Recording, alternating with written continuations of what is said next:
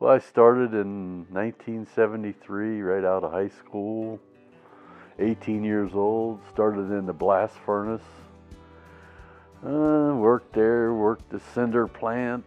After that, went to the 54-inch and worked there. There was 13,000 employees there. So you could work just about anywhere, put transfers in. And, worked construction labor, and then I went to the railroad and worked on the track gang for 30-some years.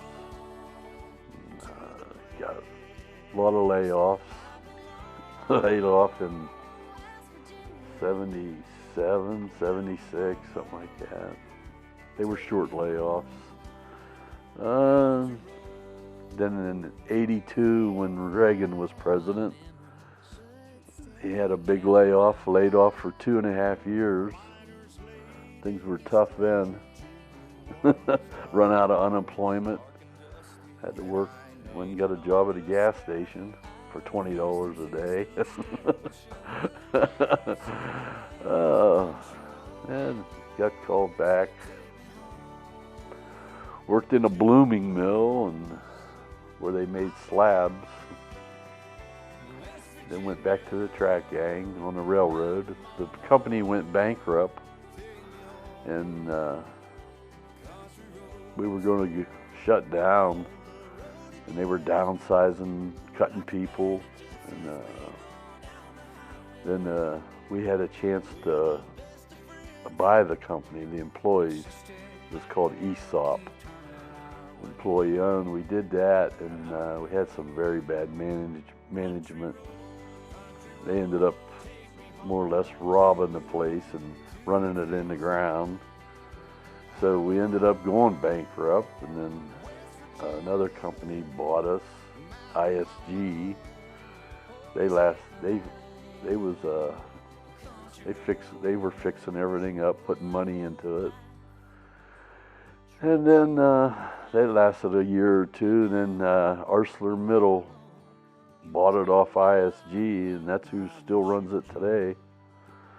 And today there's only maybe 900 employees. Yeah, when we were laid off, there wasn't no jobs around really, and there was some jobs. If you were married and had a family, you could get a little job for the state, but I was single and I didn't get any of that. I didn't qualify for it.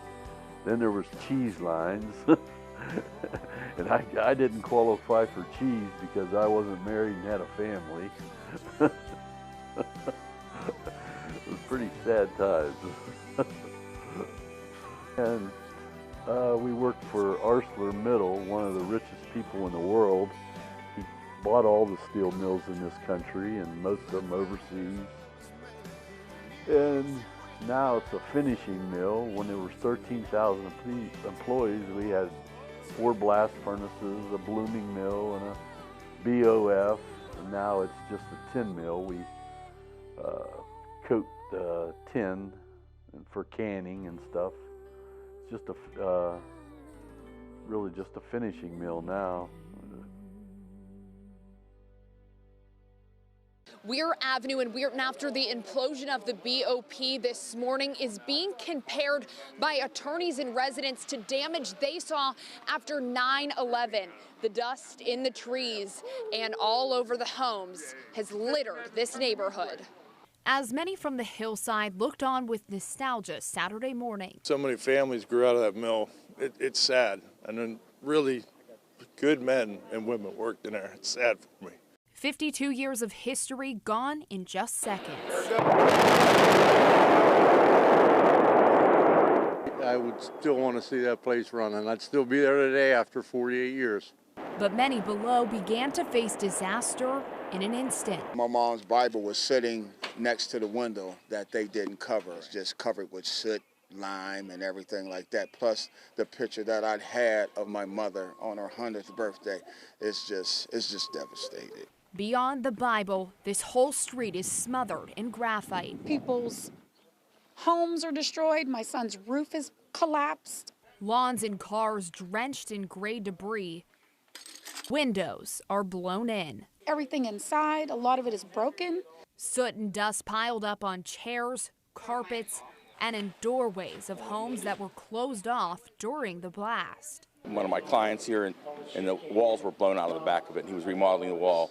I've lived in Weirton all my life. I'm 60 years old, and I've never seen anything like this. Attorney Mike Nogue shocked by the repercussions. It looks like Weirton's version of Ground Zero at 9/11. It's really that terrible. And everything that's been in that mill all these years, they just blew up in the air. It looks like a war zone. It looked like something like it was just some type of nuclear whatever. And residents devastated by the unwelcome destruction in their neighborhood. For you to see this now, this looks like a war zone. This doesn't even look like our neighborhood. They saved money at the expense of all these people is what they did. And we'll see what a jury says about it. Residents tell us they don't feel safe to sleep in their home tonight, let alone be outside. We feel it on our fingers and our lips, and we've only been out here for about 20 minutes. In Weirton, West Virginia, I'm Alex Taylor.